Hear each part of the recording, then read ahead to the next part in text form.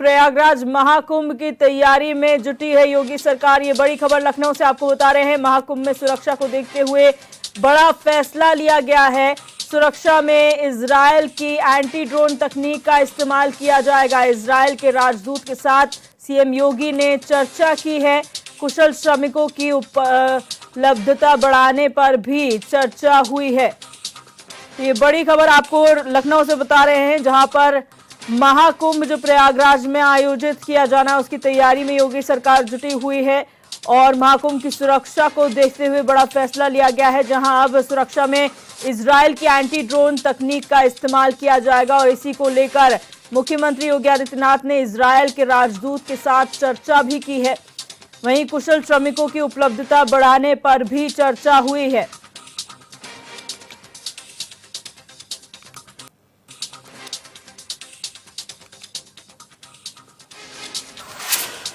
और एक और बड़ी खबर है लखनऊ से, जहां पर इंटरनेशनल एग्जीबिशन कम कन्वेंशन सेंटर को बड़ा तोहफा मिला है। अब लखनऊ राष्ट्रीय अंतर्राष्ट्रीय स्तर के कार्यक्रमों की मेजबानी कर सकेंगे और सीएम योगी ने सैद्धांतिक सहमति दे दी है। 32 एकड़ के विशाल परिसर में भव्य एग्जीबिशन सेंटर का निर्माण किया जाएगा। 10,000 लोगों को बैठने की क्षमता होगी। वहीं सीएम ने 2 साल में भव्य कन्वेंशन सेंटर बनाने के लिए निर्देशित किया है। आवास विभाग और एलडीए के संयुक्त तत्वाधान में निर्माण किया जाएगा। बड़े सांस्कृतिक राजनीतिक कार्यक्रम का इसमें आयोजन हो सकेगा। पंचतत्वों को प्रदर्शित करती पंचवाटिका भी आकर्षण का केंद्र रहेगी।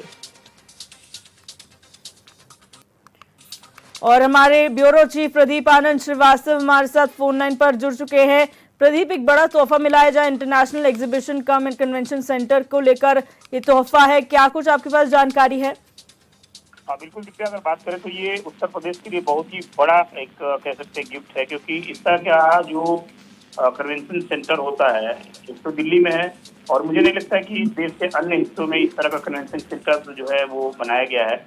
उत्तर प्रदेश में पहली बार बनने जा रहा है। इसमें सबसे बड़ी बात ये होगी कि इतनी बड़ी, अगर 1.5 लाख के आसपास में भीड़ है, उस भीड़ को भी एक जगह एक स्थान पर बैठाकर कोई भी सांस्कृतिक कार्यक्रम का आयोजन हम बहुत ही अच्छे ढंग से कर सकते हैं। इसका सीधा फायदा होगा कि जो अराजक तत्व सांस्कृतिक कार्यक्रमों में उन्माद फैलाते हैं उनसे इंसान बचा रहेगा। दूसरा ये कि ये उत्तर प्रदेश में इसका जो है चुनाव हुआ है, उत्तर प्रदेश में इसका डीपीआर तय हुआ है। निश्चित रूप से उत्तर प्रदेश के पश्चिमी उत्तर प्रदेश या पूर्वी उत्तर प्रदेश के गोरखपुर, वाराणसी ऐसे जगहों पर इस सेंटर को बनाया जाना तय है। तीसरा जो इसका फायदा है वो ये है कि तमाम ऐसे लोग हैं, हजारों ऐसे लोग हैं जिनको जो है इस कन्वेंशन सेंटर के बनने के बाद नौकरी मिलेगी और वो उनके घर की रोजी रोटी चल सकेगी।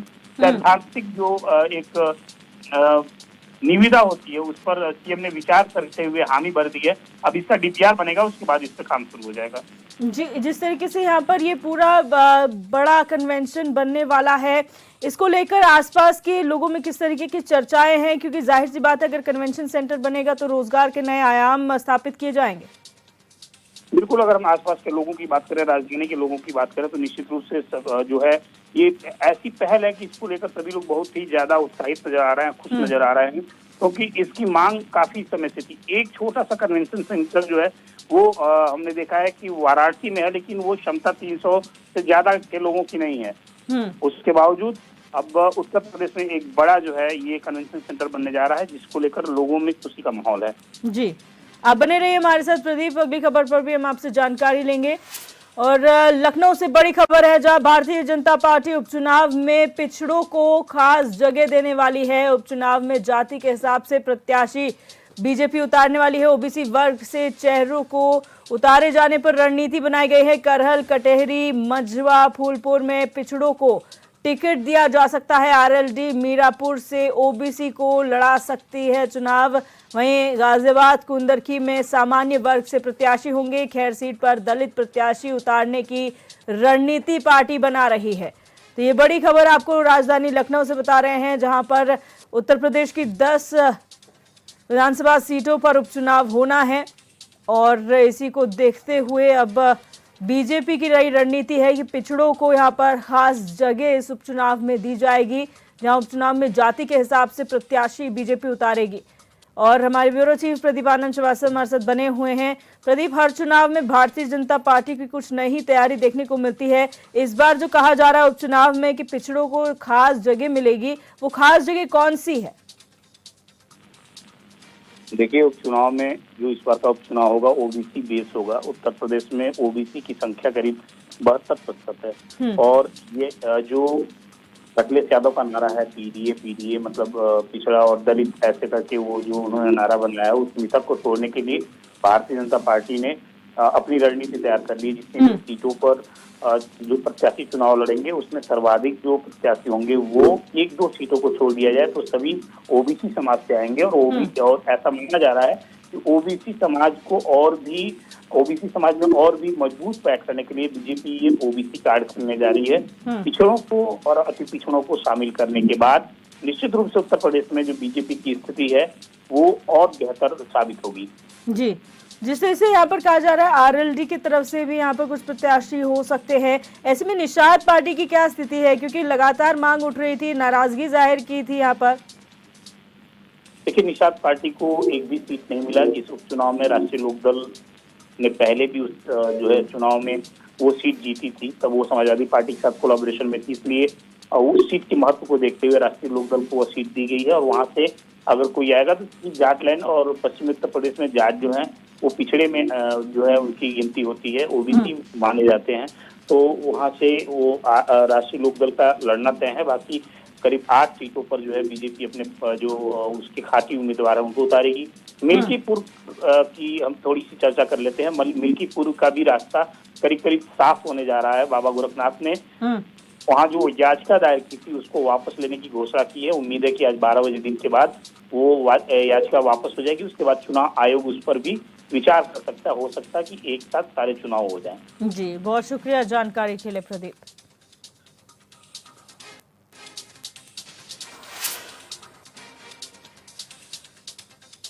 और अब बात करेंगे रायबरेली से बड़ी खबर की, जहां सीआईएसएफ भर्ती में बड़ा घोटाला सामने आया है। फिजिकल देने आए परीक्षार्थी को जवानों ने पकड़ लिया है। परीक्षार्थी की जगह मुकेश कुमार ने लिखित परीक्षा दी थी। आरोपी परीक्षार्थी को जवानों ने पुलिस को सौंप दिया है। आगरा का रहने वाला बताया जा रहा है आरोपी। वहीं एनटीपीसी में फिजिकल परीक्षा हो रही थी जिस वक्त इस घोटाले का, इस धांधली का पर्दाफाश हुआ और इस युवक को, इस अभ्यर्थियों को गिरफ्तार कर लिया गया। और असद खान हमारे संवाददाता हमारे साथ फोन लाइन पर जुड़ चुके हैं। असद, क्या पूरा प्रकरण सामने आया है? कौन ये युवक है जिसके जगह पर फिजिकल किसी और ने दिया और रिटन कोई और दिया? बिल्कुल दिव्या, देखिए, केंद्रीय सुरक्षा बल की लिखित परीक्षा में अभ्यर्थी की जगह एक मुन्ना भाई ने परीक्षा देकर उत्तीर्ण करा दी और बुधवार को अभ्यर्थी का शारीरिक मापदंड ऊंचाहार एनटीपीसी इनमें था, वहां पर उसको अपना शारीरिक परीक्षण देना था और उसी के दौरान उसकी जो फिंगरप्रिंट है वो मिसमैच हुई।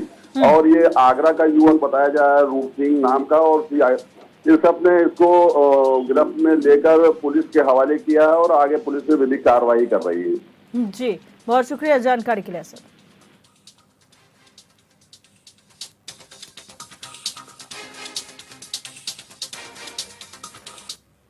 बढ़ते आगे, बस्ती में खंड शिक्षा अधिकारी की अध्यक्षता में गैर मान्यता प्राप्त स्कूलों को बंद कराने के लिए अभियान चलाया गया। खंड शिक्षा अधिकारी अपनी टीम के साथ परशुरामपुर शिक्षा क्षेत्र पहुंचे, जहां उन्होंने बैजलपुर में सरदार शिक्षण संस्थान और साक्षी एकेडमी श्रृंगी नारी को बंद कराया है। इस दौरान स्कूल के सभी बच्चों को घर वापस भेज दिया गया। साथ ही स्कूलों की मान्यता नहीं होने पर स्कूल न आने की बात कही गई है। खंड शिक्षा अधिकारी ओमकार वर्मा ने हिदायत देते हुए कहा है कि फिर स्कूल न खोले जाएं। जानकारी के मुताबिक सभी स्कूलों को पहले नोटिस के जरिए अवगत करवाते हुए स्कूल बंद करने के निर्देश दिए गए थे।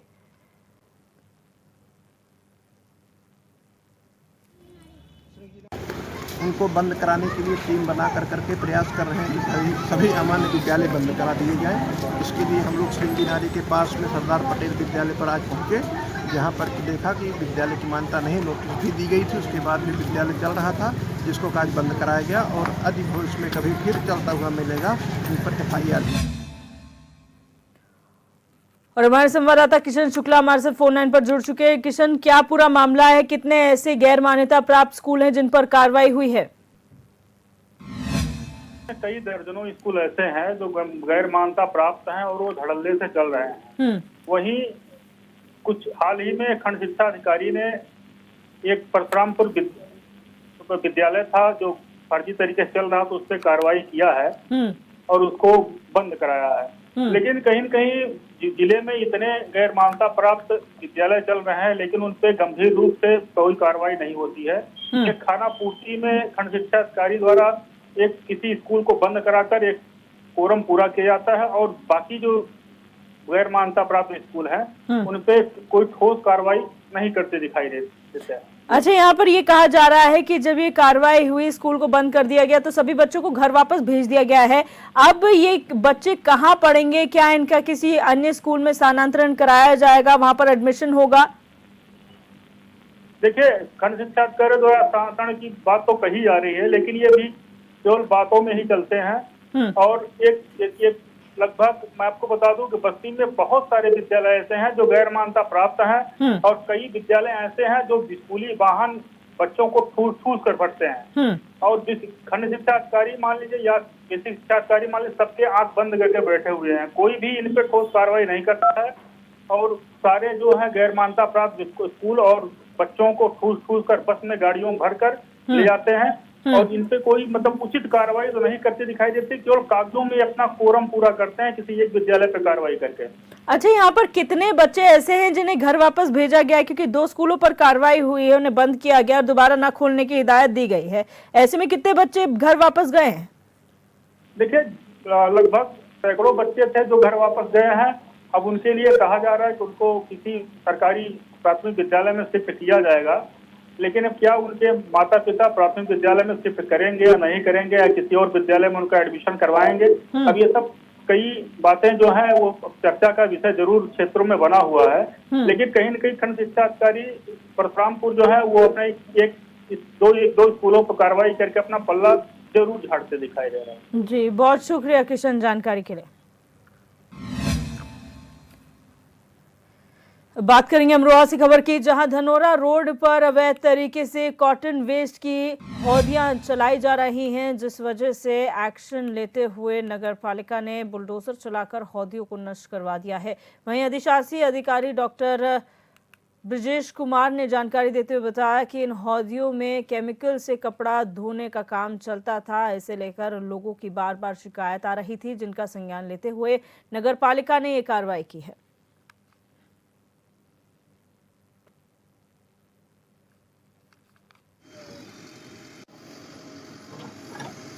बेसिकली अमरोहा में कॉटन वेस्ट का उद्योग बहुत ज़्यादा है और यहाँ पर लोग जो है वो उस कपड़े से रंग उतारने के लिए, चढ़ाने के लिए केमिकल का प्रयोग करते हैं, जिसमें हौदिया बनाते हैं, उसमें केमिकल घुलते हैं। सामान्यतः वहाँ पे कोई ईटीपी प्लांट नहीं लगा है, जिसके कारण जो प्रदूषित जल जो है नीचे जाता है। तो उसको दृष्टिगत रखते हुए नगर पालिका द्वारा पिछले 1 महीने से लगातार अभियान चला रही है और कल धनौरा रोड पे हम लोगों ने कम से कम 10 से 15 हौदियां नष्ट किया। इसके अलावा एक नया कॉन्सेप्ट उन्होंने जब से नगर पालिका ने शुरू किया है, लोग ड्रम रख के इस तरह के काम कर रहे हैं, तो अब हम लोग ड्रम भी जब्त कर रहे हैं। बदायूं जिले में डग्गामार वाहनों की समस्या से काफी समय से जूझते चले आ रहे बस चालकों का आखिरकार सब्र का बांध टूट गया। प्राइवेट बस चालकों ने उप परिवहन विभाग के सामने बसों को खड़ा कर धरना प्रदर्शन किया, जिससे यातायात प्रभावित हो गया। इसी के चलते एआरटीओ अमरीश कुमार ने पुलिस प्रशासन का सहारा लिया। वहीं सूचना मिलते ही सीओ सिटी संजीव कुमार भारी पुलिस बल के साथ मौके पर पहुंच गए, जहां प्राइवेट बस चालकों की ओर से कांग्रेस जिला अध्यक्ष ओमकार सिंह ने सीओ सिटी और एआरटीओ से बात कर बस चालकों की मांगों को रखा, जिस पर सीओ सिटी और एआरटीओ ने आश्वासन देते हुए जल्द व्यवस्था दुरुस्त करने की बात कही है।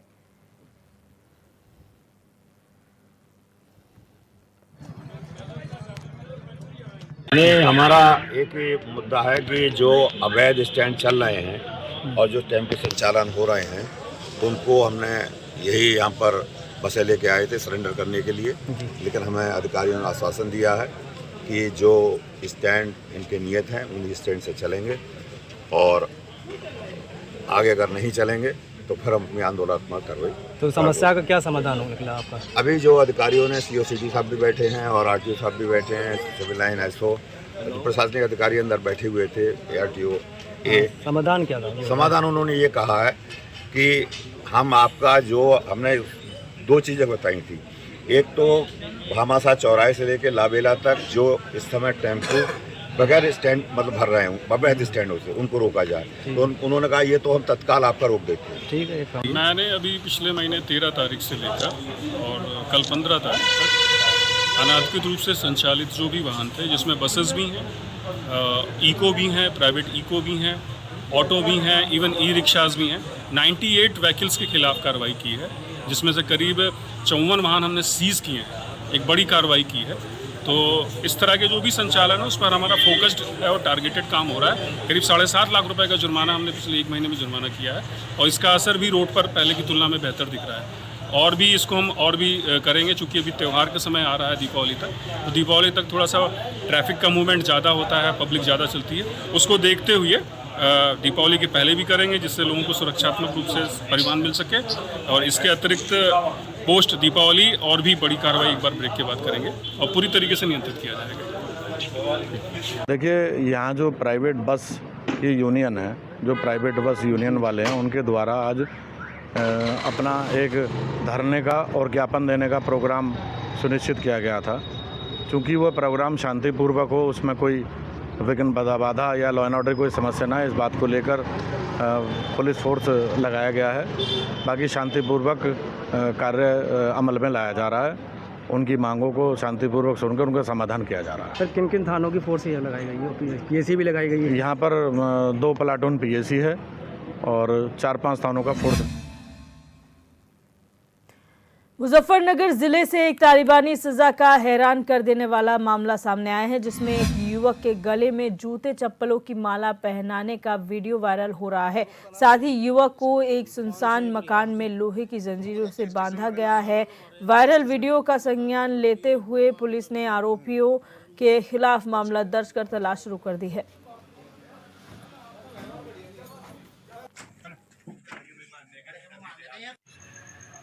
आज शाम 8 बजे थाना छपार पुलिस को जरिए दुर्भाष सूचना प्राप्त हुई कि छपार में किसी स्थान पे एक व्यक्ति को बंधक बनाया गया है। इस सूचना पर तत्काल थाना छपार पुलिस सक्रिय हुई। कई घंटे के भीतर ही बंधकशुदा व्यक्ति को ग्राम खुड्डा से सकुशल बरामद किया गया।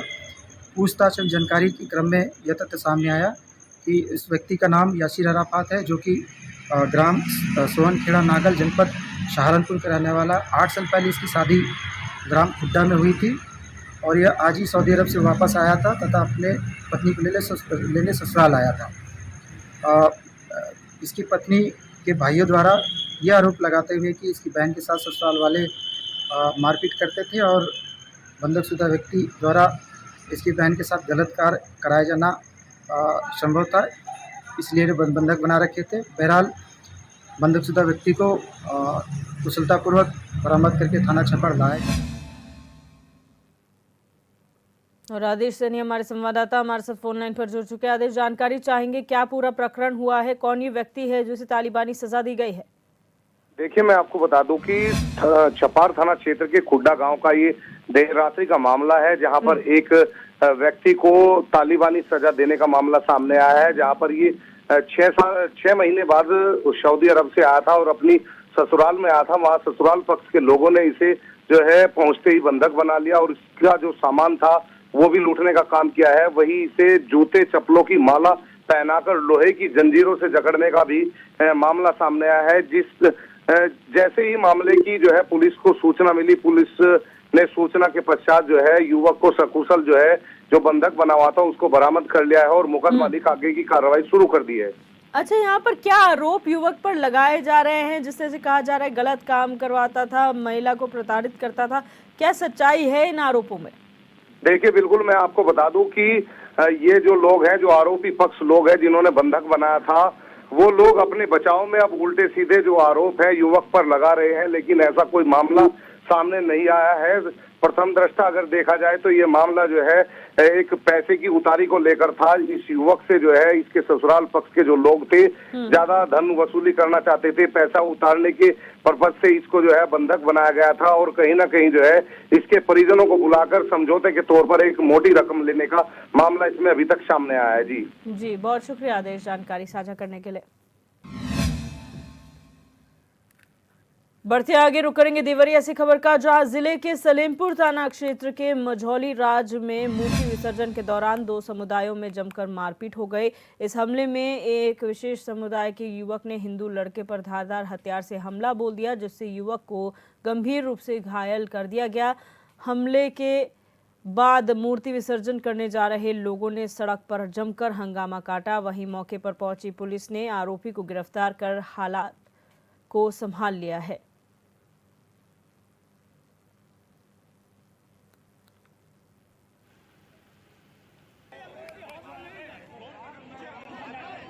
ये देवरिया जनपद में सलेमपुर थाना क्षेत्र के अंतर्गत मझौली राज कस्बे में विसर्जन के जुलूस के दौरान कुछ युवकों में आपस में झगड़ा हुआ है, जिसमें एक युवक को हल्की चोटें आई हैं। उसको तुरंत हॉस्पिटल में भर्ती कराया गया। उसकी हालत स्थिर है। जो परिजनों द्वारा तहरीर दी गई है उसके आधार पर सुसंगत धाराओं में अभियोग पंजीकृत कर लिया गया है और जो मुख्य आरोपी है उसकी भी गिरफ्तारी कर ली गई है। विसर्जन शांतिपूर्वक मझौली राज कस्बे में संपन्न हो चुका है। कानून व्यवस्था की स्थिति सामान्य है। देखिए, मझौली राज में आज विसर्जन का कार्यक्रम था और विसर्जन के जुलूस में कुछ लड़के बाहर से आए, जहां पे आपसी विवाद हुआ, लड़ाई झगड़ा हुआ और राजन जिसकी उम्र लगभग 19-20 वर्ष है वो घायल हुआ। उसका इलाज CHC सलेमपुर में करवाया गया। अभी उसकी हालत स्थिर है। उसके और परिजनों द्वारा जो तहरीर दी गई है उसमें से मुख्य अभियुक्त जो है अंगूर आलम, उसकी गिरफ्तारी हो चुकी है। अन्य अज्ञात रूप में है। और मैं सभी से कहना चाहूँगी कि जो भी हमारे धार्मिक कार्यक्रमों में जो हमारी शांति व्यवस्था है उसको बिगाड़ने का प्रयास करेगा, उसके ऊपर बहुत कड़ी से कड़ी कार्रवाई की जाएगी। और शांति व्यवस्था पूरी तरह से अभी संतोषजनक है और हमारा जो विसर्जन का कार्यक्रम है वो। और घनश्याम मिश्रा हमारे संवाददाता हमारे से फोन लाइन पर जुड़ चुके हैं। घनश्याम, कब का ये पूरा प्रकरण है और क्या वारदात सामने आई है? जी, आपको बता दें कि ये रात की घटना जो मूर्ति विसर्जन को ले जाके युवक जा रहे थे, जहां पे एक संप्रदाय के लोगों ने 2 युवकों पर चाकू वार किया, जिससे वो घायल हो गए। उनकी हालत देखते हुए मेडिकल कॉलेज रेफर किया गया। इसकी सूचना पर भारी पुलिस बल के साथ वहां मौजूद हुए। उसके बाद वहां से स्थिति को नियंत्रण किए। जो मेन अभियुक्त थे 2, उनकी गिरफ्तारी हो चुकी है और बाकी जो ये पुलिसकर्मी हो वहाँ काफी भारी अगल बगल के जितने भी थाने हैं जिले के सभी मौके पर पहुंचे हैं और फ्लैग मार्च किए जा रहे हैं। स्थिति नियंत्रण में है, कोई तनावपूर्ण नहीं है। जी बहुत शुक्रिया जानकारी के लिए घनश्याम।